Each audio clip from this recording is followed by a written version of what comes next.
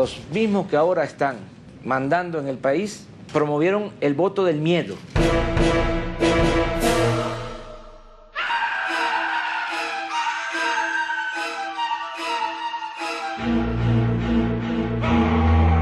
Toda esta campaña de miedo que se ha orquestado en contra de Andrés Manuel no es más que una estrategia de campaña de otros candidatos a la presidencia. Hay gente que le tiene miedo. Sí, porque han infundido este miedo. Es verdaderamente peligroso para el país. Hay una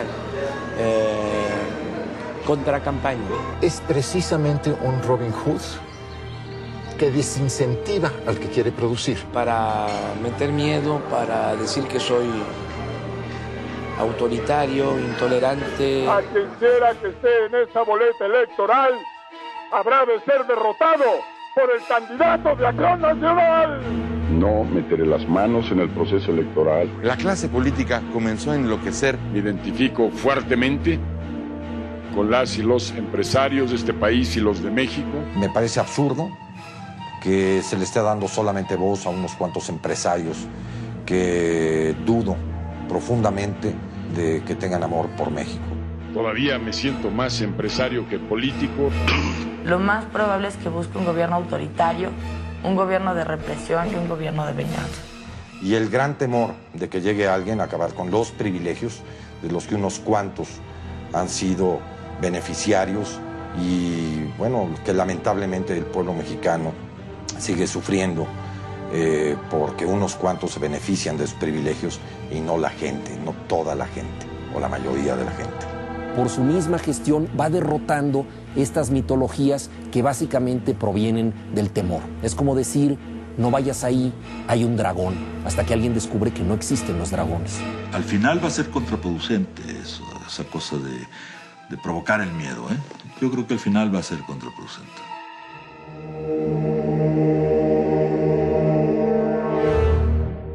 Fue una campaña, ¿no?, que se echó a andar, como la campaña esta del endeudamiento de la ciudad, como la campaña de que soy autoritario, como la campaña de que me parezco a Chávez. El abanderado panista prefirió irse con todo en contra de Andrés Manuel López Obrador.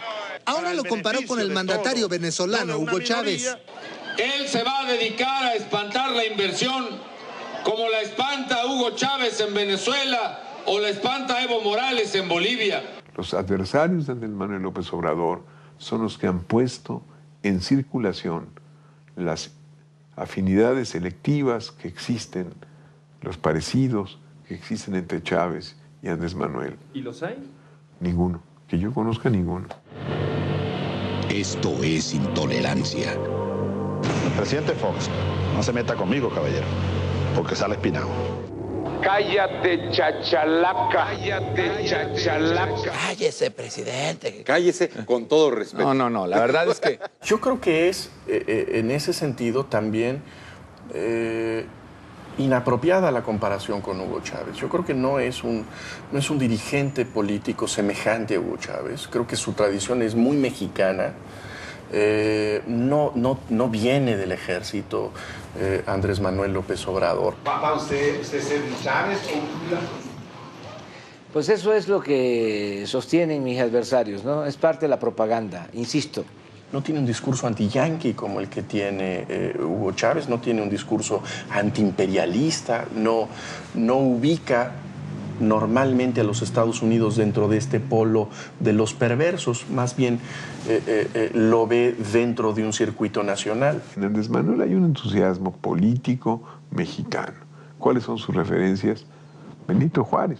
Y a mí me queda claro que el presidente de la República requerirá del empresariado para generar empleos y a final de cuentas esto es lo que dará el bienestar a la gente. Pensar, achacarle que él no va a acatar la ley y que es una especie de vándalo que está compitiendo es simple y sencillamente usar una estrategia que yo creo que proviene básicamente de la desesperación de sus adversarios.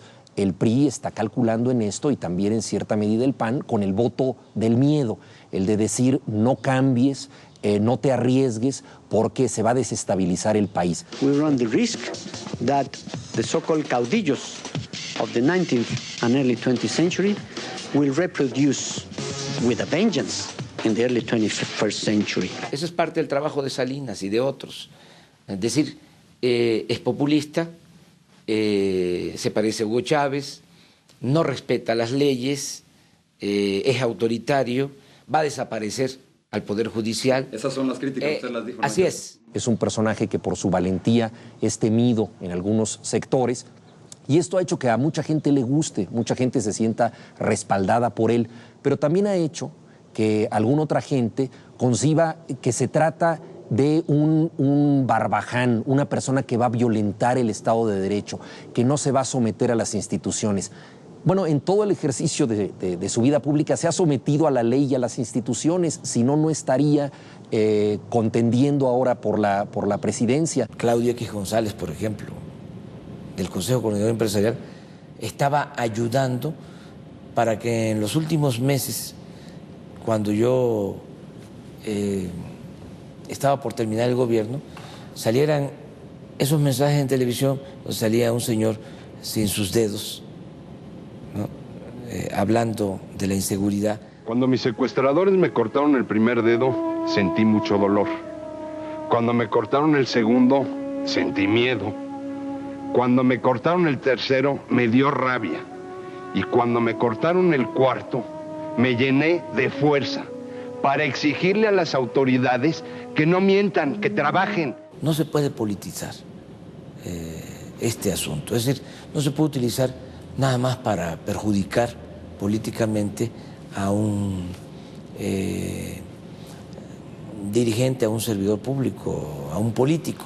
Nuestro estado de temor, sobre todo con los índices de la inseguridad como ha crecido, no hacen sino que eso se convierta en el terreno fértil para decir, si este tabasqueño llega a la presidencia de la República, cuídense porque les puede quitar todo. Cuando alguien se empeña en defender a los oprimidos y a los pobres, es visto como una amenaza por el sector más elevado de la pirámide social. Dice que los empresarios son muy buenos para producir, pero muy malos para repartir.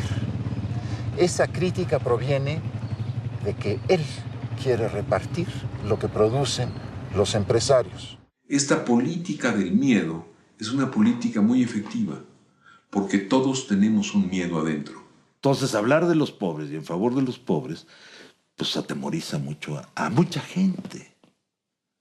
¿Cómo? ¿Vamos a ser iguales? El poder le sirve a un grupo, ese grupo no quiere que llegue el cambio, quiere mantenerse a toda costa en las estructuras de gobierno, en las estructuras de poder. Escuché decir hace poco al candidato del PRI que López Obrador no respetaría los resultados de los comicios si él no ganara y que México entonces peligraría y habría una movilización López Obradorista que desestabilizaría al país. Creo que es un alto riesgo para México que él pueda ganar. Mi lucha es precisamente que él no gane la elección. Me interesa que la gente sepa que mis adversarios, especialmente Andrés Manuel, pues podrá tener buena voluntad, pero es un peligro para México. ¿Por qué? Porque va a enconcharía al país, ahuyentaría la inversión que necesitamos. Quienes alegan que López Obrador es un peligro, están argumentando que la gente que vote por él va a votar contra sí misma. ¿Realmente hay un peligro para las clases superiores? No, por supuesto. Todos vamos a tener que pagar un costo por tener una sociedad más moderna. No podemos seguir eludiendo o evadiendo el 50% de la carga tributaria. Eso es una monstruosidad. Yo como empresario te puedo decir que no tengo ningún miedo, al contrario. Yo de todas maneras pago impuestos, entonces no me da miedo que me obliguen a pagar mis impuestos. No me da miedo que pasen cosas que haga que nos pongamos en orden como país, que los ciudadanos seamos más participativos. No me da miedo que acaben con los privilegios de unos cuantos. Yo creo que ya es momento de terminar con los privilegios de unos cuantos y que sea la gente la privilegiada. O sea, hay mucha gente que tiene privilegios y los cambios atemorizan. ¿Me quitarán mis privilegios? ¿Me pondrán a trabajar?, dirá el líder sindical. ¿Me pondrán leyes, me cobrarán mayores impuestos a mi empresa que acabo de poner en México desde Estados Unidos o desde Japón?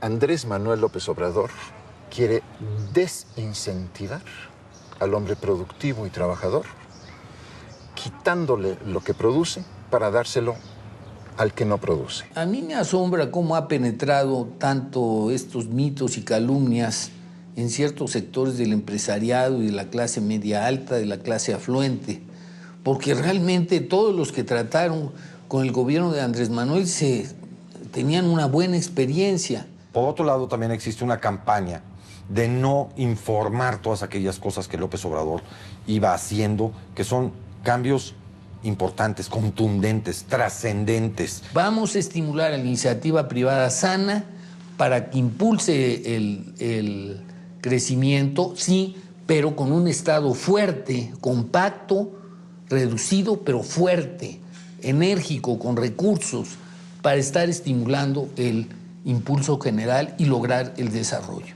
En lugar de generar empleos, que es lo más importante que tenemos, espantaría muchos de los empleos que ahora tenemos todavía. Es un hombre que odia a quien invierte o a quien es empresario. El empresariado mexicano es absurdo que tenga estos miedos, infundidos evidentemente, propiciados por una clase empresarial que ha sido privilegiada durante muchos sexenios. Necesitamos crear empresas medianas, pequeñas. Necesitamos apoyar al que quiere producir, al que genera empleos. Y por otro lado, es muy curioso cómo solamente una parte de la clase empresarial tiene este miedo o provoca este miedo en los demás empresarios. Unos empresarios se entrevistaron con una persona de alta jerarquía que simpatiza con Andrés Manuel. Y este hombre les preguntó que si ellos verdaderamente creían en todas estas fábulas del populismo, de que es Hugo Chávez y que es Evo Morales y que va a ser Fidel Castro y que se comen niños crudos en la mañana y todo eso, ¿sí? Y los empresarios se franquearon y dijeron, no, nosotros no creemos en eso, nosotros damos dinero para que eso se difunda. Y se quedó asombrado. Bueno, entonces, ¿cuál es el conflicto con Andrés Manuel?